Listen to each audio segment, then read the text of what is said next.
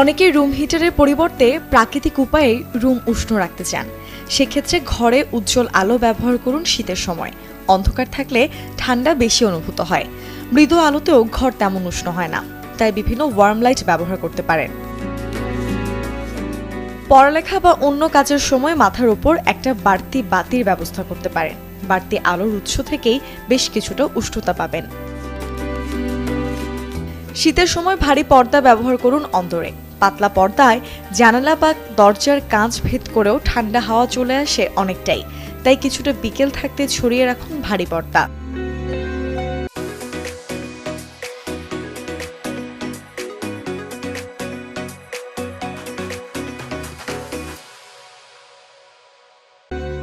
ভারী পর্দা না থাকলে যখন রোদ থাকে তখন পর্দা সরিয়ে ঘরে রোদ ঢোকার সুযোগ করে দিন। আসবাবে বাড়তি কাপড়ের পরত ব্যবহার করতে পারেন। বিছানায় একটা বাড়তি চাদর যুক্ত করুন, তবে খেয়াল রাখবেন সুতি কাপড় ঠান্ডা হয়ে যায় খুব সহজেই, তাই শীতে স্বস্তি পেতে আসবাবে পশমি বা উল জাতীয় কাপড় ব্যবহার করা ভালো। অন্দরে উষ্ণ রং কাজে লাগাতে পারেন। উজ্জ্বল রঙের দেয়ালে ঠান্ডা কম অনুভূত হয়। শীতের বিষণ্ণতা কাটাতেও এটি বেশ সাহায্য করে।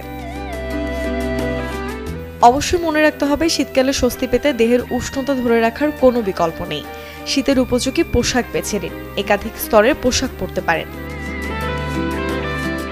মোজা ও জুতা রাখুন ঘরে ব্যবহারের জন্য।